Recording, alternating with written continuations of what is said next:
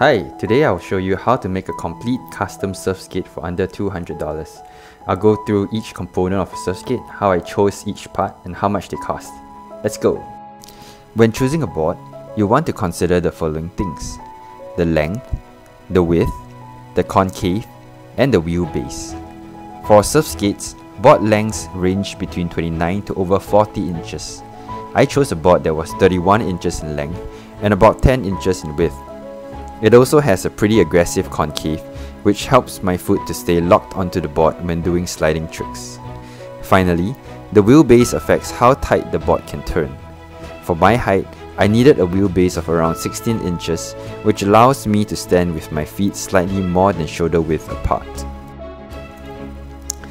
The surfskate adapter I'm using is the waterborne adapter. This is what gives the board its sauce and makes it a surfskate. The waterborne adapter is great because it can turn any skateboard you already own into a surfskate. Just mount it in between your front trucks and the deck.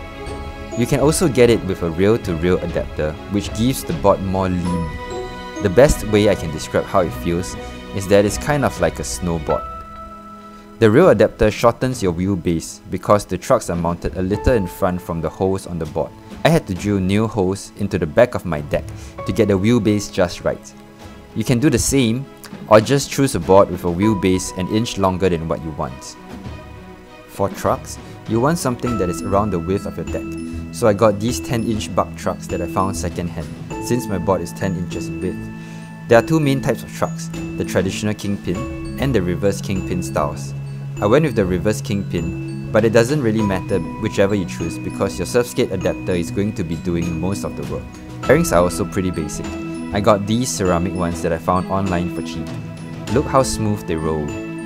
I like ceramic bearings because they are almost completely silent and buttery smooth. But really, any decent set of bearings should do the trick. I got these large cruising wheels for extra comfort and carving grip.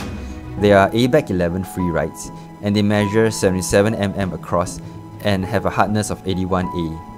In general, you'll want wheels in the range of 65 to 80 mm and 78 to 84A in hardness for surf skating. Of course, you can go smaller and harder if you're just skating in parks. I skate on pavements quite a bit, so I need the larger wheels to roll over twigs and cracks. Now let's break down the costs. I got the deck for $33 and the grip tape for $8. The bearings cost $18 and I got the trucks used for $15.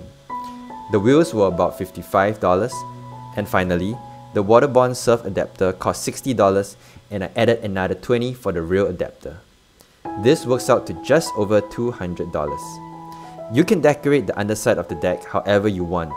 Feel free to paint, draw, add stickers, or just leave it clean. I had a bunch of stickers lying around, so they all went up on my board. Now, if you're on a tight budget, it is possible to lower the cost of your surfskate further. You may have to get a little creative with the components and look out for second-hand alternatives.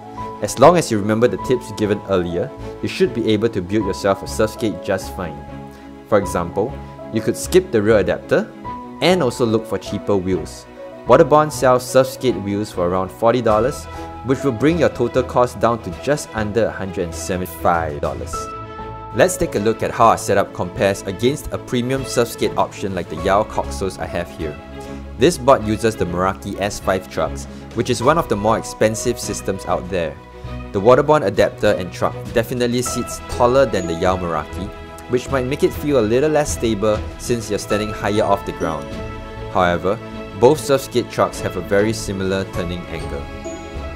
In my opinion, the Yao Meraki trucks have a slightly sharper turning angle than the waterborne surf adapter and rolls a little bit smoother from side to side.